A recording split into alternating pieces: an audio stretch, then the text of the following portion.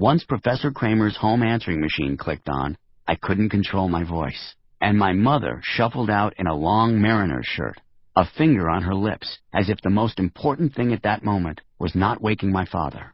I fended her off with one hand and ignored her teeth-clenching cussing after she spotted the growing puddle beneath me on the kitchen floor. She stormed into the laundry room just as I finished my frantic message, and the professor himself picked up for real. I told him the same stuff, only louder, then heard myself yell, "It's a giant squid!" Not, "I think it's a giant squid," or "it might be a giant squid."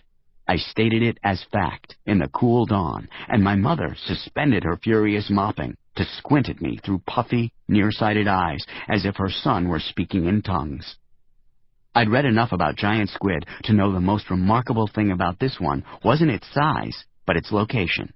They didn't show up just anywhere, especially not in shallow, dead-end inlets within a few hundred yards of a tavern and a couple of miles from a bowling alley, a golf course, and a state capitol dome. Not rarely, never. Most giant squid were found, if they were found at all, in the bellies of sperm whales or sprawled on the beaches of New Zealand, Norway, and Newfoundland. Another thing about them, they were always dead.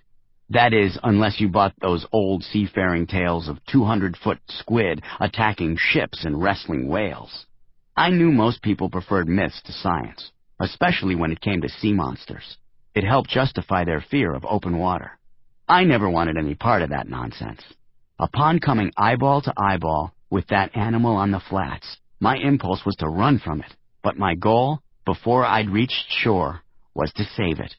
By the time Professor Kramer arrived, the mud glistened in the dawn, and the incoming tide created a boulevard of suds and algae-twirled water that sloshed through the gentle, dark dunes, but still fell several feet shy of the stranded squid.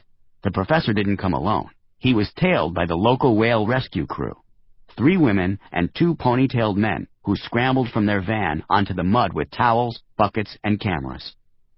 They treated me like some irrelevant runaway until the professor explained that I was the one who'd called about the creature. He still called it a creature, which I took personally at the time, but understood in hindsight, and was flattered that he trusted me enough to not only come running himself, but to rouse the local rescue squad too. Plus, he hadn't even seen it yet. Professor Kramer was my favorite. When he took Mrs. Halverson's class on a field trip, I asked so many questions, he invited me to his lab. That's where he showed me all the plants and animals that live in a thimble of seawater. Creatures the size of pepper flakes, feeding on even tinier plants. And I was hooked. He also taught me how to collect specimens, gave me a microscope, a 20-gallon aquarium, and, ultimately, the names and numbers of people who would buy whatever I gathered. He wasn't a god like Rachel Carson, but someone with the right information in his head, which looked normal enough except for his kinky hair, which rose straight up from his scalp, then flowered like the heads of those red tube worms that cling to dock pilings.